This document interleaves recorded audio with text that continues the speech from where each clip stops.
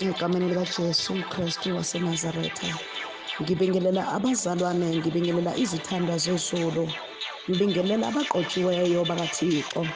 uJesu Kristu uyinkosi, uyawubusa kuze kube phakade. Angakubonanga okungahlukanisa naye. Lisilivu laNkulunkulu ngabe indlala yini, ngabe kufa, ngabe kuhlupheka, ngabe kweswela, kepha ngilotsi namhlanje kumsenzambama akukho lokutangehlukanisa noluthando lukaKristu. Lubanzi lujulile, ingabe liyaziwa yini emhlabeni. Bangcwele, ngiza nencwadi ya-Exodus chapter number 7, ngawufunza lapha kuverse number 8. Ngithi nje chaphu lapho umoya engcwele angiholela ngakhona egameni likaJesu. Senguye-ke makedlamini lokuchubeka nencwadi. Simakadze wakhuluma kubo Mose na Aroni, wathi Faro nakathi asenende ummangaliso lotanifakazela, ubothi ku-Aroni, thatha imvuku yakho uyijike phansi embi kwaFaro, itawuguquka ibe inyoka. Ngakho-ke boMose na-Aroni baya kuFaro, befike benza njengoba uNkulunkulu abebayalile. Aroni wajika imvuku yakhe phansi embi kwaFaro, netiphathimandla takhe, imvuku yaguquka yaba inyoka. Sengilibusise linemandla Baba, libukhala inkosi, lingemba lesika kwendlula tonke tingemba. Baba lihlele lingumlilo oqothulako, Nkosi malifike lizinze etingqondweni nasetinhlitiyweni tebantwana bakho, Nkosi libakhe in the mighty blood of Christ, amen. Bangcwele, sikhumbula kahle kokuthi Faro wayehlupha ehlukumeza abantwana bakwa-Israyeli eGibhithe sikhathi lesitse. Wasela umdzala wetishuku uyakuzwa kukhala kwebantwana baka-Israyeli, wathi sengehlile-ke manje ngizobakhulula, sengehlile mina Jehova uNkulunkulu wabo ngizobakhulula eqindezeleni kwabo. Lothi kuwe namhlanje wehlile omdala weyinsuku kuleso simo lokiso, uzokhulula yena kalahlani akayekelelani. Wehlile namhlanje likwehlele elizulu, wethembekile ngaso sonke isikhathi, ungithembekile igama lakhe. Wase ubita Mose, uthi Mose ngiyakuphuma uyongikhululela abantu bami, sebagqilateke isikhathi lesitse. Mose wayesaba kubhekana naFaro, kepha ngenxa yokuthi izulu beselimkhombile limgqobile, ngoba walandwe ezimvini alusa phethe induku ahlezi anenduku yakhe esandleni sakhe. Wasiyambuza omdala weyinsuku, uthi Mose njengoba uthi uyasaba uphethene esandleni sakho, namhlanje sisaba kunezinto esiyiphethe esandleni egameni likaJesu. Uthi yini lolo iphethe esandleni? Uthi Mose, Nkosi ngiphethe induku. Uthi jike phansi egameni likaJesu. Wayijika phansi yaphenduka inyoka. Wathi le nduku lena ngifuna uyiphonsa kuFaro, longenza ngehluke. Nakakubuza athi lo nkulunkulu wakho unjani, ngoba bakhona onkulunkulu abakhona bese suyamtshela uthi lo wami wehlukile, wehlukile lo wami kanjengamanye amakhosi. Wathi hamba Mose uyongikhululela abantu abami eGibhithe. Wasona khona Mose na-Aroni, wasona khona kuFaro. Bafika bakhuluma bathi Faro, fike lo mdala weyinsuku uthi khulula abantu bakhe. Wathi Mose, wathi Faro, ngubani onkulunkulu othi angikhulule abantu bakhe? Wehluke ngani yena? Wathi Mose, lo wami wehlukile, ubisa izinto eyifihlakele bese ziyasabela. Wehlukile lo wami ambethe amandla ambathi inkazimulo.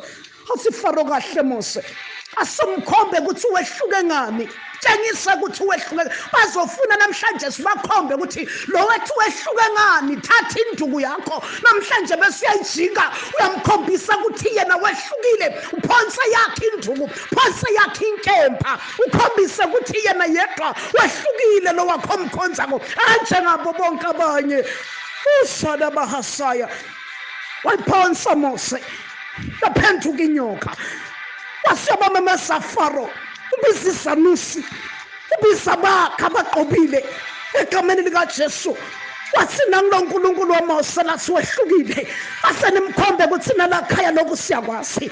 Base bathi phosa tabothi induku phansi, usanda yazaguquka inyoka. Wasiyathuka Mose, wangathi bekakhuluma Mose enhlizweni yakhe, athi lo nkulunkulu wami sowungentana ngoba ngimthembile uthi yena uyehluka kafani nalamanye amakhosi kepha ngibona kwangathi bayafana lapha phansi ngibona ngathi bayafana nalaba abanye ngibathola lana namhlanje eGibhithe athi Faro yababona na baphonsa zabisa induku yasiyahluka yona umdala weyinsuku yasiyahluka yazigunya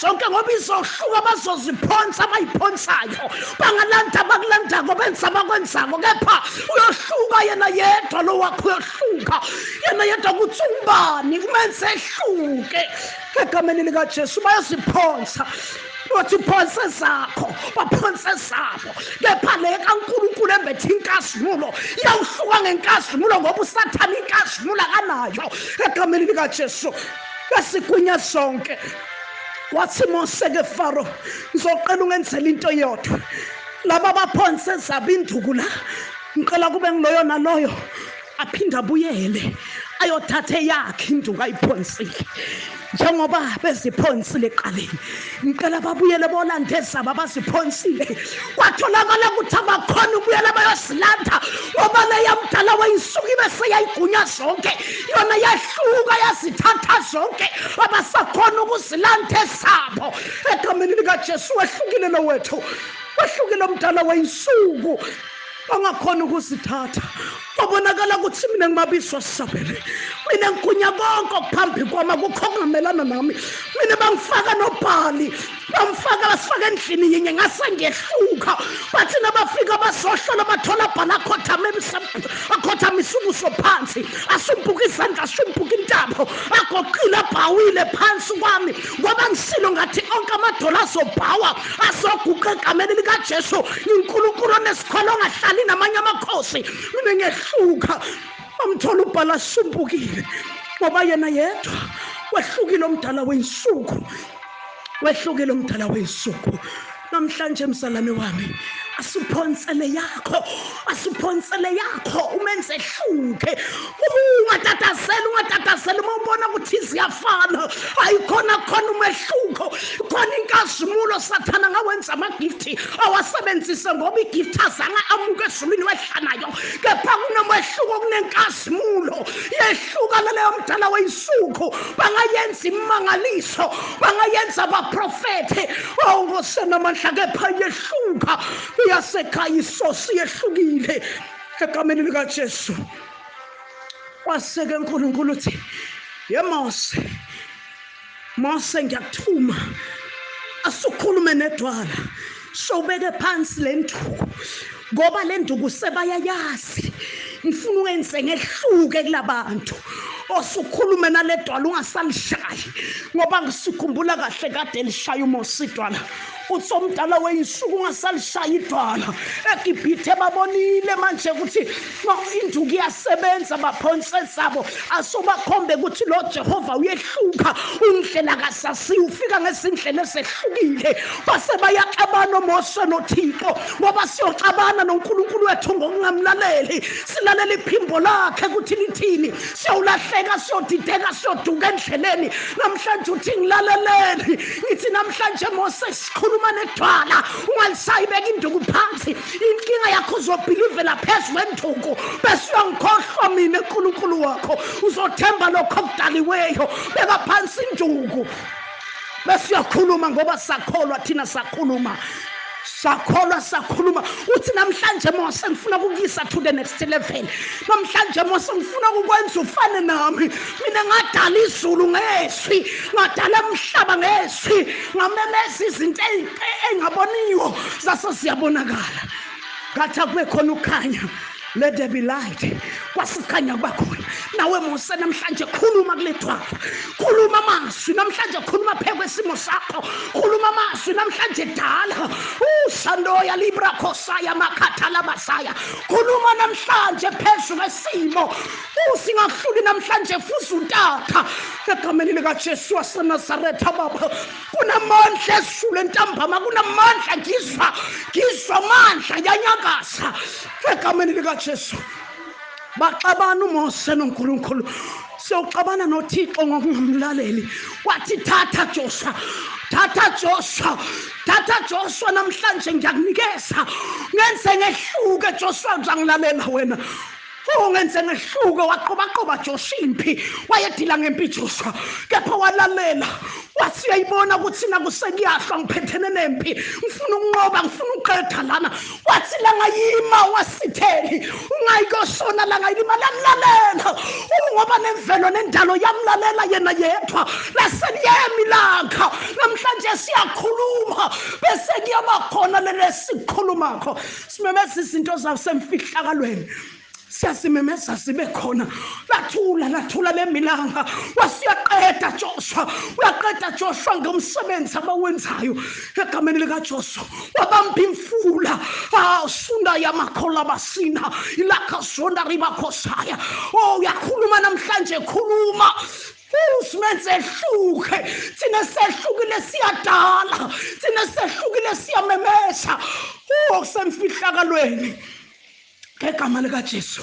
asimenza ahluke sithi noma sibona ukuthi simo sithembise simo siyala kepha sithusilo ezwini lakhe washo Maria wathi mina ngazi ukuthi indoda afuna ihlangane nomfazi kuze kuzoba khona ingane wathi kepha ngizawuvuma ngithi makube kimi njengokusho kwelizwi lakho ilizwi ngileladala ilizwi ngilo labelethwa uMaria wavumiswa Maria wathi makube kimi njengokusho kwesilahlele yahlala esibelekweni sika Maria egameni lika Jesu siyadala bazalwane siyadala bangcwele sibe imfihlakalo sesizulu simemeza izinto engekhoyo bese siba khona thina sibeka ithemba noma kungathembisi bese kuyathembisa ngoba sesikubonile kwalikamoya namhlanje sinowa celebrate amandla esingawazi ukuthi aqhamukaphi bazoziphonsa inyoka kwangathi ngiyafana bazowenza amandla kwangathi ayafana newethu nowakawafani isicheck isose